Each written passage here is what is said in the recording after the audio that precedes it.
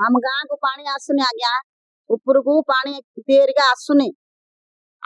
ମୋ ନାଁ ଚନ୍ଦ୍ରମା ଦାସ, ଆମର ଉତ୍ତରଛେଲି ଗ୍ରାମ।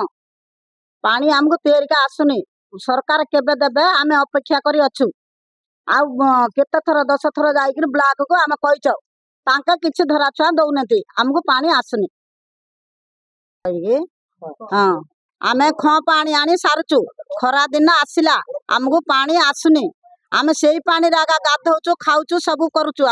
ତମେ ସରକାର ଆମକୁ ପାଣି ଦେବାଛି, ଖରା ଦିନ ଆସିଲା ଆମେ ଅବସ୍ଥା ହେଇଯାଉଛୁ। ଆମେ ଜଙ୍ଗଲପାଡୁ ବାସିନ୍ଦା, ଆମର ପିଇବା ପାଣିଟା ଏବେ ଟିକେ ଅସୁବିଧା ହଉଛି। ଖରା ଦିନ ଚାଲି ଆସିଲା, ଲୋକମାନେ ଏବେ ଯୋଉ ଗାଡିଆ ପୋଖରୀ ସବୁ ଥିଲା ସବୁ ଶୁଖି ଯାଇଛି। ଏବେ ଗାଧେଇବା ପାଇଁ ତାପରେ ପିଇବା ପାଇଁ ବି ବହୁତ ଅସୁବିଧା ହଉଛି। ତାପରେ ଲୋକମାନେ ଆମର ବସୁଧା ପାଣି ପାଇଁ ଡିପେଣ୍ଡ କରୁଥିଲେ ସେ ଲୋକମାନେ, ଏବେ ଯୋଉ ପାଣିଟା ଆସୁଛି କେବଳ 5 ମିନିଟ୍ ପାଇଁ ଆସୁଛି, ଯେ ଗୋଟେ ବାଲ୍ଟି କି 2 ବାଲ୍ଟି ହେଲେ ଭରୁନି।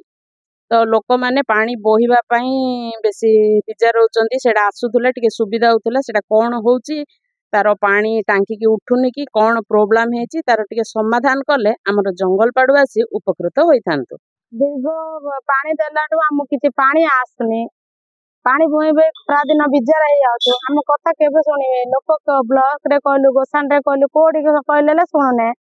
ଆଉ ଆମ କଥା କେବେ ଶୁଣିବେ? ସରକାର କେବେ ଶୁଣିବେ?